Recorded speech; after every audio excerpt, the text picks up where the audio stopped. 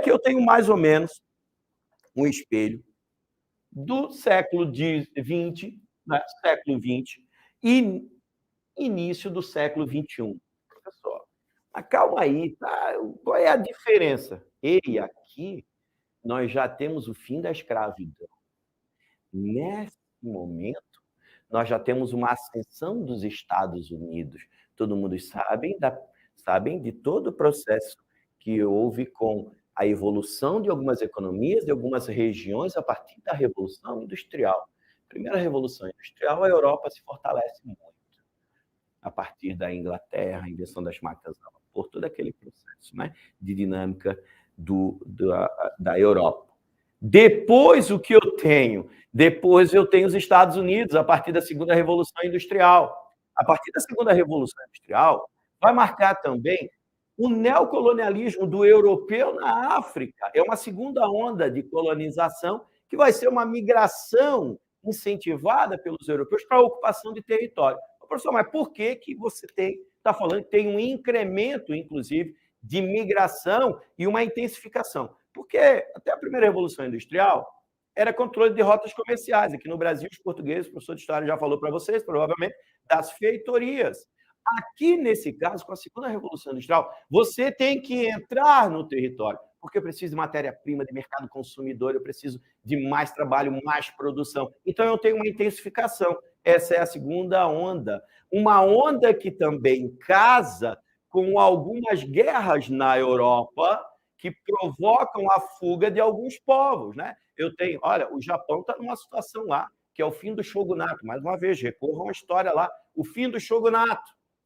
Ao fim do feudalismo, começa a ver o imperialismo do Japão. Mas tem conflitos ali internos do Japão, tanto que eles são dos que mais vêm para o Brasil, depois quando o Brasil celebra e autoriza a vinda dos imigrantes do Japão para cá, primeiro acordo em 1895 do governo de São Paulo, primeiro navio, Casato Maru, em 1908, com 761 migrantes do Japão vindo para cá. É isso mesmo. Você que é descendente de japonês, procure lá, talvez, na ancestralidade, na história, algum bisavô, tataravô veio através desse navio. Professor, mas em 1908, pois bem, esse navio fez várias excursões, né? Levava mais ou menos aí 30 dias para chegar até o Brasil. Mas vejam que eu tenho conflito no Japão. Eu tenho conflito, eu tenho a reunificação do Império Alemão, né? Vocês já estudaram isso na história, cuidado que cai a história, ó. Peçam para o Chico. Chico, galera, te procurar aí. Professor, prussianização da Alemanha, a reunificação. Então, eu também tenho alguns conflitos ali. Eu tenho o que eu vou falar que você já não sabe da questão da perseguição puritana que faz com que haja uma migração para os Estados Unidos, né? Eu também tenho. Então, vejam, todos esses conflitos. A Itália, a mesma coisa. Então, eu tenho, além disso, da questão dessas crises na Europa, eu tenho a necessidade, em virtude da Revolução Industrial, e eu tenho uma outra situação, que é, às vezes, ligada a clima. Também há momentos em que o mundo é organismo vivo, o planeta é organismo vivo, já falamos disso, né? Quero até ver como é que está o meu reloginho aí, a hora, né? Para eu não me empolgar.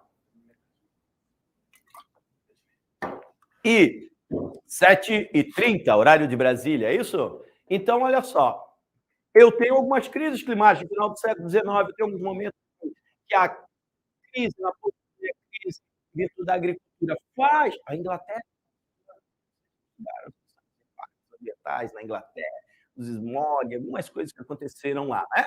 Então, tudo isso faz que haja uma migração. Aí você tem uma região, principalmente a América, que você começa a receber esses migrantes, né? Então, esse é o contexto desse período aí.